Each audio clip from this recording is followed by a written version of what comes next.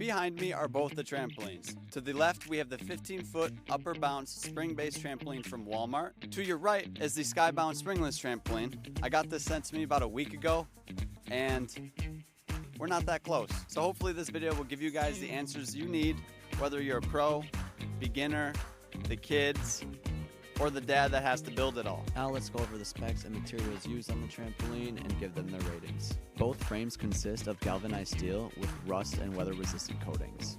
The main differences I want to emphasize is the spring trampoline has 7.5-inch springs, also made out of galvanized steel, and the springless trampoline has bungee cords. The spring trampoline uses the same material for the net, however the springless trampoline uses that material as well as fiberglass for better wind resistance. Here are the specs for the trampoline bed itself. It took about a year to break in and actually get maximum bounce, and then I ended up tearing it with the heel of my shoe. No, I shouldn't be wearing shoes on the trampoline, but with how slight of an impact it was, I really feel like it should not have torn. However, there is no break-in period for the SkyBound trampoline. The bed is extremely tense as you set it up, so you're already getting your max bounce on day one. Here are the specs of the bed on the SkyBound trampoline. I'd say both are pretty similar.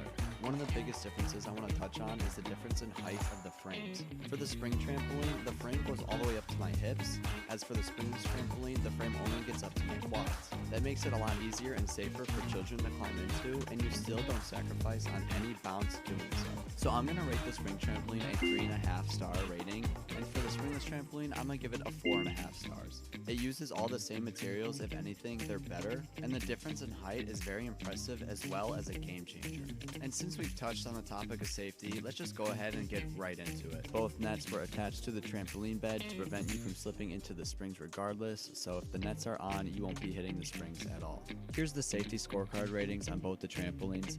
The spring trampoline is at 4 stars while the springless is at 4.5. The only reason being is that bungee cords are overall safer to land on than springs, so try to just keep that in mind while you're shopping. Now, what we've all been waiting for, let's get into the bounce test. Let's start by test bouncing the spring trampoline. I'll tell you guys how the bed feels and how much effort I'm using to get the bounce. We're going to be doing one bounce test on each trampoline as the bed is dry, and then we're going to do a follow-up bounce test on the trampolines as they are wet. Adding water will increase weight on the trampoline, which also increases the bounce. This technique is super common in the freestyling community, and I was very excited to see how it would go on the springless trampoline. All right, let's run it up. This is max up.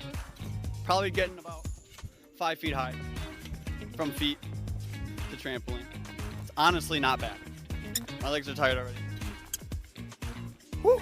Took a lot of work to get that height because the bed has so much slack. Overall, I'd give that bounce 3 stars. Now let's go test the springless trampoline. Immediately notice the bed is a lot tighter, meaning it's a lot easier to bounce. Let's just see how high these bungee cords can take me.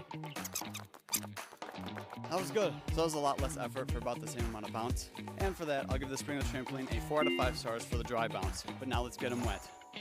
All right, the trampoline is wet. Let's see how she bounces. Feels like she's about to break. Less effort, more height. Feels really good, actually. Ooh, what a floater. All right, the spring trampoline wet test, I'd say bump the bounce up to 4 stars. Now let's do the springless. I'm very eager to see how this goes. Adding more weight to the bungees is probably only a bad thing where springs can kind of adjust to the weight, so I have a pool of water on it. All right, let's give it a bounce. Definitely bouncing higher with less effort. Holy. Yo. Okay, for not having any springs, that was a crazy difference. That was a 4.5 star jump, undoubtedly. That was so good. Let me see how easy it is to triple full. That's actually insane. So I almost feel like the entire frame of the trampoline was jumping with me. I almost feel like having less weight in the frame in this case is probably a bad thing for using water, but that bounce was insane. I would designate time to get this trampoline wet and play on it like that. 4.5 stars. Here's the scorecard based on the bounce for each trampoline. I was honestly blown away by the springless trampoline on this one. However, I did notice the entire trampoline was jumping with me, which is kind of scary.